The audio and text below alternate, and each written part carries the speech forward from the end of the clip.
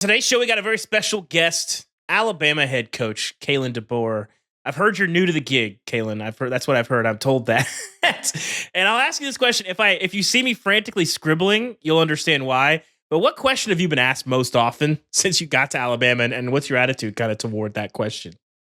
Yeah, a lot of questions that have been asked. Are you settled in? You got a house? That's the non-football stuff.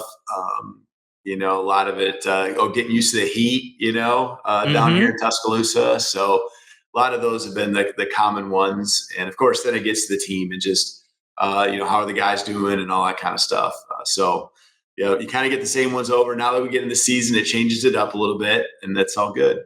Mm-hmm. You guys got a big one this week against Wisconsin, but this program is in the spotlight so much, obviously, because of what Nick Saban did and the nature of this program.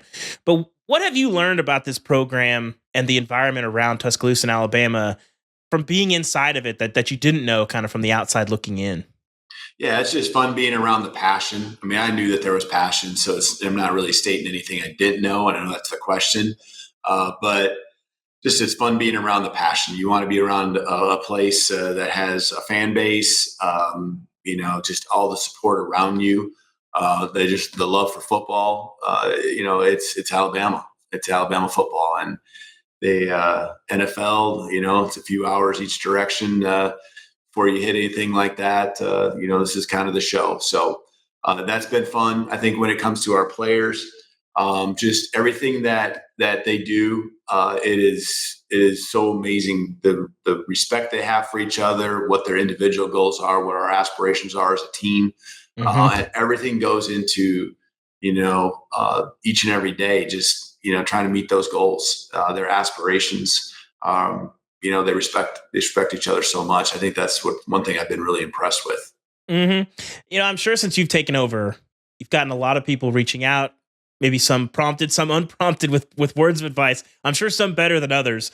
But what's the best piece of advice that you feel like you've gotten since taking this job that you can hear kind of in your head more often than you thought you might? Just continue to do what we've been doing. I think, whether it was before I got here and just kind of those first couple of weeks, be you. But then once I kind of just was doing it how I've done it in the past, and embracing the tradition and embracing everything about Alabama football. And that's the only way I know it. And that's why I came here is to do exactly that and take on the responsibility of carrying on the tradition. I think that's probably the advice that I've heard the most is just stay the course. And so we're doing that. And it doesn't mean that, it's always perfect. We saw that this weekend, did play our best game, but, we stayed the course even within the game itself and found a way to win. So proud of the guys there. And I think that's the job no matter what, whether it's in the middle of the game, whether it's the off season, whether it's, in the middle of the season. So that's what we got to do is continue to just stay the course.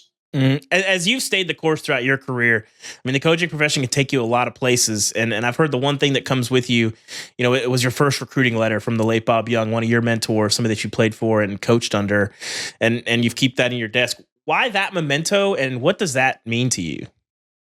Well, I think early on, back many years ago, I just wanted to make sure it didn't get lost. And then it didn't get lost when I moved from office to office, and over the last 15 years in particular. But then I think especially over the last 5 to 10, as I really understood what Coach Young meant to me, and really kind of reflect on that process of being a player for him and then also working under him for 5 years, taking over him for 5 more. I think all of that just means so much more whenever I do get a chance, pretty much every day, you open the drawer and you see it, it gives you a lot of those feelings that I've just said, stay the course. That comes from him, stay the course, keep the faith. That's what he always said. And so I think it's kind of shaped and changed a little bit for different reasons. One, I wanted to keep the letter, make sure I always had it with me and not lose it. And then second of all, I think it's just a good reminder of, the why I coach. When you think about that, why? What is that why? For these players, the impact of the lives that they have and where they're at right now. And I think it's one of the most impactful times of their life where they're on their own, they're away from home. We're not their parents, but we're an extension of them. And this is a time that, they get a chance to choose to come here and play college football, something that they love to do. At the same time, get their education, and we're helping them set up, life, whether it's football or not football. And that impact is, I think, during these years when I was a player, that's exactly what it was all about. And it's one of the greatest experiences of my life playing college football, and that's what we're trying to do for these guys. Well, when you think about the lessons that you learned in taking over for him at Sioux Falls and taking over somebody so beloved by a community, what were some of the things that you learned in that experience that you want to apply to a situation here where obviously you're taking over somebody that means a lot to the community that you're stepping into? Yeah, I think it was really easy to embrace everything back there at Sioux Falls because I had been a part of it. It was my alma mater as well. But I think I really understood, having gone through that, what that meant, taking over a program as a head coach. I think as an assistant, it's still some of that. But I think as a head coach, having just that, that respect for all the alumni, for everyone that's poured so much in the program, all the former coaches, head coaches, assistant coaches, just embracing that, because it's a place that hopefully they can always come back to and it be home. And that's just been something that's been so important to me, whether it's at Fresno State, Washington, here. I just want to carry that on, and anyone who's poured into this program, I want them to always continue to feel part of it. Coaching is a tough business, especially starting out. For you, I've heard the stories of you building lockers back at Sioux Falls and laying concrete and all that stuff. And every coach you talk to at some point has to decide, like, am I in? Am I out? Do I want to do this? And that sort of, I think all of us, when we look at our lives, we think about alternate paths. What's the closest you came to maybe leaving coaching early in your career? And if you weren't in coaching, what do you think you would be doing? Sure. Yeah. I think I'd be coaching, working. It'd be something to do with sports. There's certainly been tough times, places you've been where you're trying to build a program or you go through hard seasons. I can't say that I would be out of coaching completely. But I think it's something I just love the game so much. And that's why I got into it originally when I was really young. Some way, form or fashion, I'm sure it's teaching or something like that. So I love doing what I do. And I can't say I would know what I would do if it wasn't for this. Nick Sheridan comes over with you, obviously from Washington. You bring in Kane Womack, who was a sitting head coach. You guys were all together at Indiana in 2019, obviously with Michael Penix as well. What about that season kind of made you want to get the band back together this year? And when you were putting together your staff at Alabama, call upon some of those experiences that you had in Bloomington? Yeah, no, I think that's a really good question. We had Dave Ballou too, as our head strength coach here. He was at Indiana that year. I think it really, that's not the intention. Was like I know that's what it looks like, is get the band back together. I don't even know if that's really how I thought of it. I was originally bringing Ryan Grubb as the coordinator, who is now with the Seattle Seahawks. And Nick, was certainly coming with, because I think he's a brilliant mind. But that just kind of worked out that way. I do know this. I know that time at Indiana, you really, as an assistant, get to work alongside people. And as a coordinator, I was working next to Nick in the offensive staff room every single day, understood who he was, the person, the mindset he had, whether it's just, work ethic, but also just from a football perspective. And then knowing what type of team player and football mind Kane Womack was as well. And coming in, knowing that the offense, needed maybe some work a little bit there. And Kane just saying, hey, whatever you need, I'm ready to help you. That meant a lot to me, coming in and help ease that transition. And so I know he's going to take care of his side of the ball, and Nick's going to take care of his side. But in the end, they're just great people, and they care about the team first. And they'll they'll work together, and that will trickle down through the staff. They're just great leaders in all those ways, alongside of being just experts when it comes to the game of football. Mm-hmm. How long were you guys together in Bloomington before you're kind of thinking, man, like these are people that I really align with and would love a chance to work with, again, or as long as I can, I guess. Yeah, I think very quickly. I mean, within a couple weeks, you just see people for who they are, and you enjoy not just them, but you enjoy their families. And I think that says a lot about who they are as people too. And it didn't take long for me to know that these are top tier coaches, and it's going to be a lot of fun coaching with them that season. And fortunately, again, we're back together.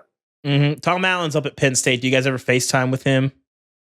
I haven't lately, no. But I mean, I have no problem. I mean, Tom Allen's going to be a great friend forever. Giving me that opportunity, and I'll always be a fan. That's for sure. Great coach, great human being, and loved my time there working for him. Taught me a lot. Just like a lot of the coaches that I've been as an assistant with, taught me a lot about football and how to be a head coach. During that time. Damian Harris joined our show this year, and he's one of a lot of really great players that come through Alabama, guys who call it home, and it means a lot to them. But you didn't coach those guys, even though you guys are at a place that means a lot to a lot of people. How do you kind of bridge that gap to maintain those relationships with as many guys who have had such successful football careers that are still playing or recently retired, and maintain those relationships with the program and that tradition at Alabama?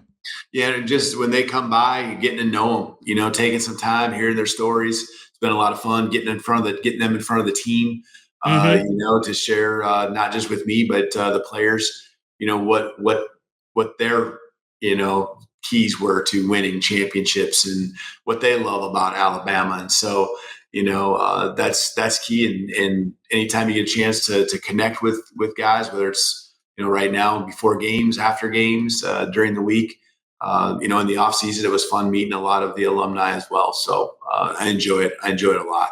Mm-hmm. Was there anybody so far that's come through that's been a former player that maybe you didn't know before that's had kind of a big impact on you, or whose words you felt kind of hit you pretty hard? Well, I think most of them I didn't know, really all of them I didn't know. Yeah. So it's been fun seeing the guys that are still playing and getting to know them. We had Mark Ingram, I think, if I was going to single one out, he came and spoke to our team, had a great message during fall camp. And I know there's so many others that have given me just, good little nuggets on what, made their team special or what drove them to be great. Mm-hmm. I could go on and on, but Mark did speak to our team. And so, kind of singling him out, and what he did here was pretty special.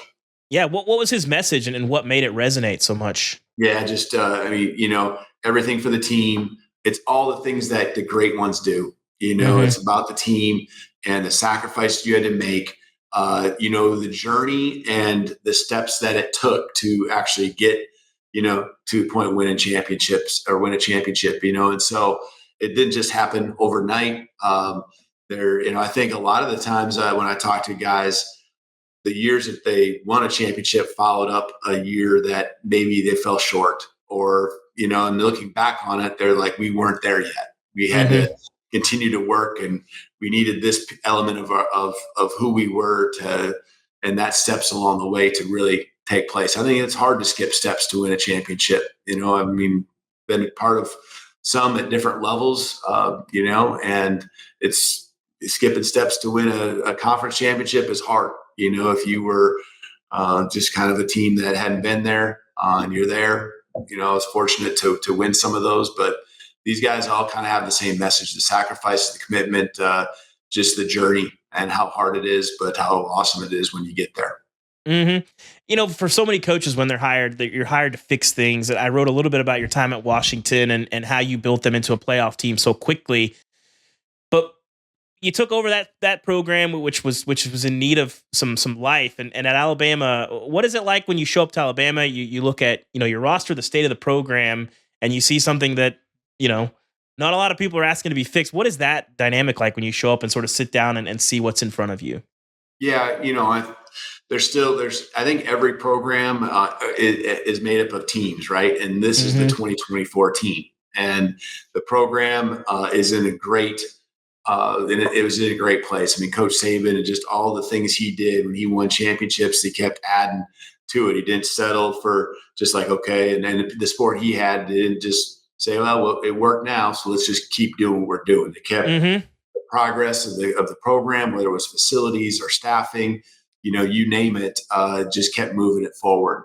But I think this is about the 2024 team, as part of the program. And we're just taking those steps right now that it takes.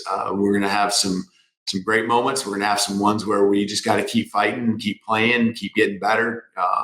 As long as we stick together, I do feel like we got a chance to be pretty special. You got to always catch breaks. I think any championship team catches breaks, whether it's injuries, whether it's winning close games, getting a break to go your way. Those things are part of championship teams, and there's going to be adversity for every championship team in some form or fashion. So us sticking together, that's going to be what's critical. And I think there's a lot of talent here. I think the want to, I'm never going to question the desire and hopes of doing something special here with this group of guys, because I think they've been through a lot of adversity, even in the last 9 months already. And so it's fun being alongside of them. Love going to battle with these guys, even just through 2 games. Mm-hmm. How is that challenge different of building that 2024 team? When you have a program that is in good shape, but obviously there's expectation, and there are guys that are coming there to win championships and all those things, versus when you take over a program where you're starting where there's a lot of things that they have to fix. How is that challenge kind of different?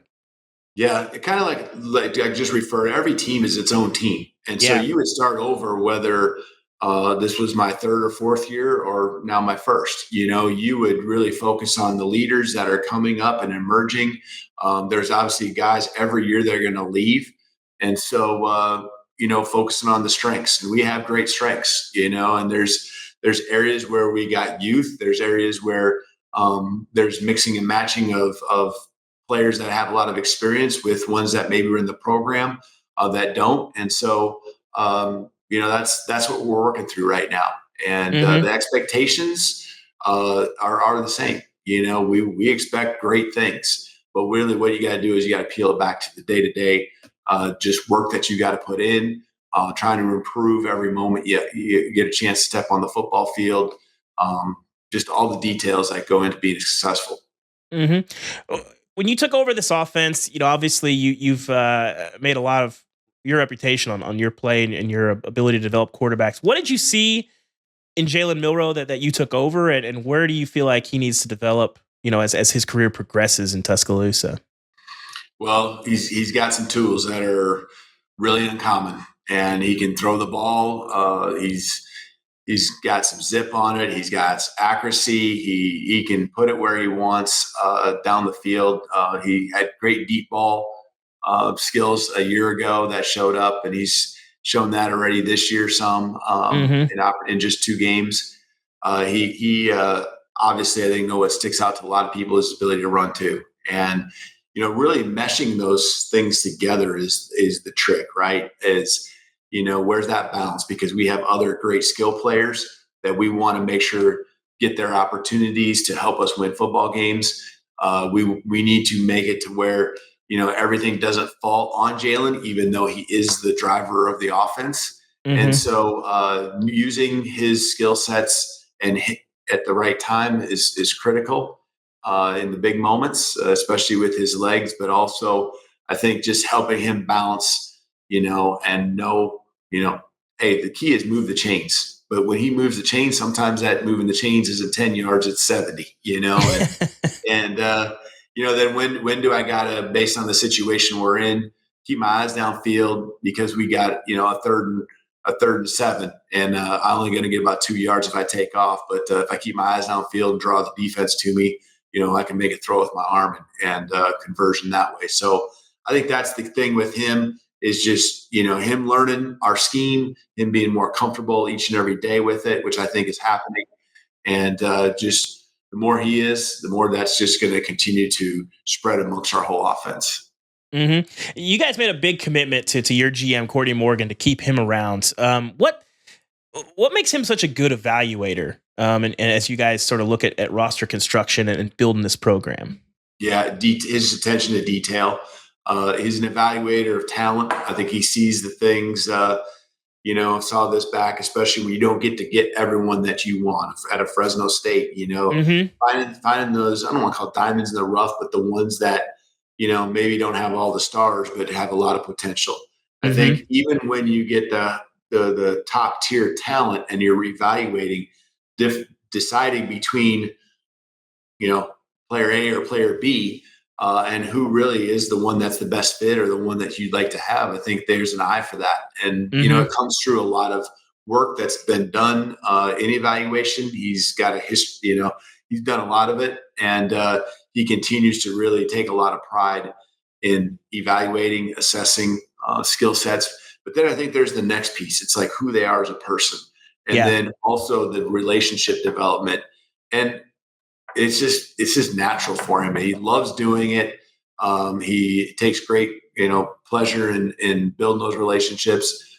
He does a great job leading a team, whether it's his recruiting staff or leading our, staff as a team in the recruitment of our prospects, and so it's something I guess he just does, not just a small piece of it. He just does a great job of bringing it all together. And, I know he appreciates the freedom I give to him, but I also know that he'll come to me, with the decisions he's making and maybe just kind of the plans that we are looking at to make sure we're all on the same page. Mm-hmm. When you talk about that attention to detail, what's an example of that? Because I think people, they look at recruiting and roster management. It's like, well, there's Jadeveon Clowney. He's a freak and he runs a 4.3 and he's 6'4", 260. Or there's Derrick Henry. He seems like he's an impossible specimen.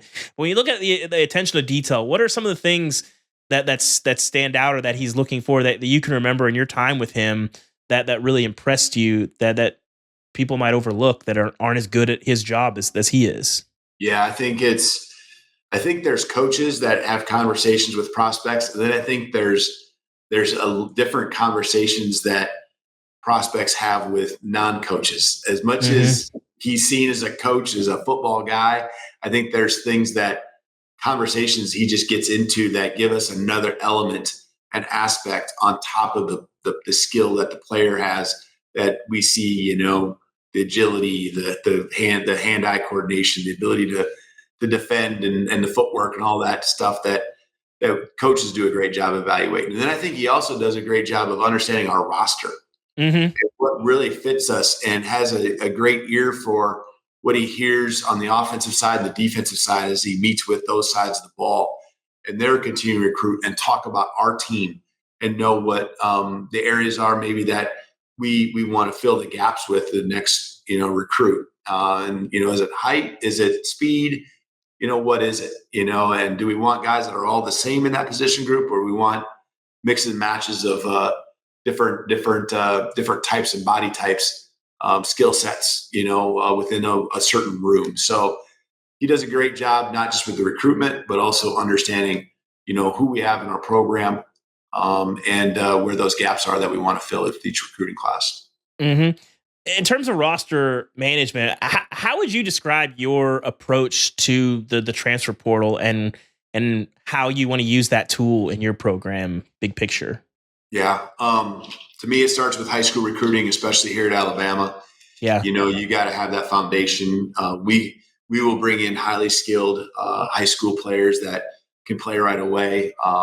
We have that happening right now. Many freshmen that are on the football field making an impact for us already in the first 2 games. And so it starts with that. But when you need a spot in a room maybe to be filled with some experience, guys who've been in the fire before, we're gonna we look at the transfer portal, and not gonna have a whole team full of those guys. I think when those guys come in, they need to be impact players, because that's probably what they're looking for, is an opportunity right now, step on the football field. And I think for the most part, we've done that, and just finding, again, that right match, that right mix of people, and what their goals are and what we could provide for them here at Alabama.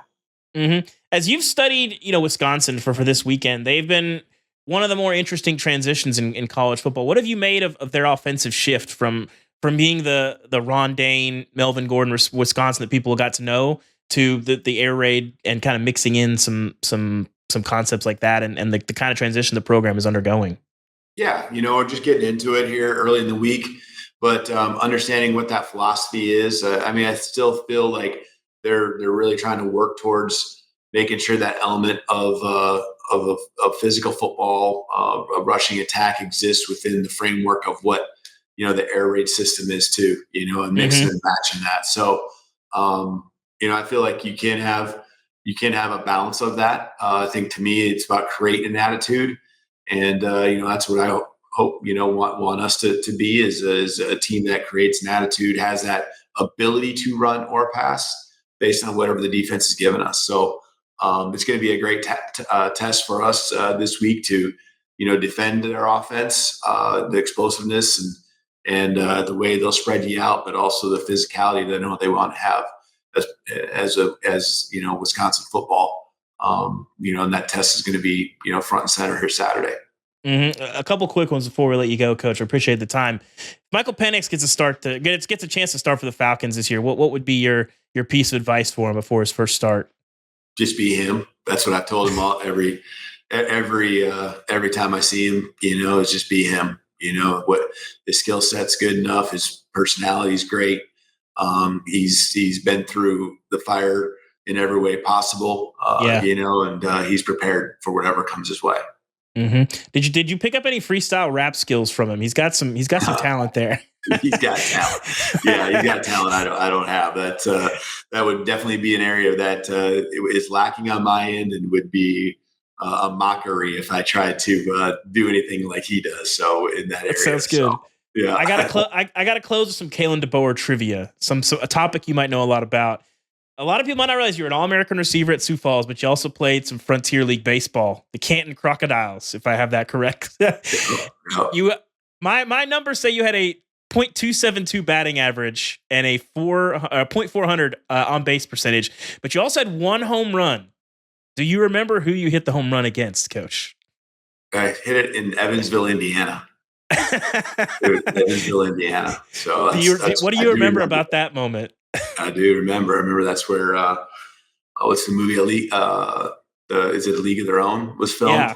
And that's a cool moment. So yeah, it's a great time. I love it. What's the experience of being a minor league baseball player like, and how does that inform your coaching life now? Yeah, it was a quick, short summer. I didn't play all the way through the season, but it was you really respect to the guys that are coming up through the ranks in that sport in particular because of all the levels. But just meeting a lot of new people. And I think that's been something that I've taken wherever I go. Just enjoy the different people you come across, and it's also been kind of cool reconnected with a couple of those guys, even from that short season here over the past couple of years, as well as they kind of follow what I'm doing and I'm following what they're doing. Some of them still in baseball. I feel like the Canton Crocodiles would have a great logo. So if you got any gear, I think we'll take some. I don't have a lot. I think I got a hat or two. That's about it. Well, that's been Kalen DeBoer, Alabama head coach. Alabama plays Wisconsin this weekend. Should be a great game. Kalen, thank you for coming on the show. We really appreciate it. Great to talk to you. Good luck this year, and it's going to be fun to watch you guys. I suspect we're going to see you guys playing a lot of football this year. Awesome. Appreciate having me on. Roll Tide.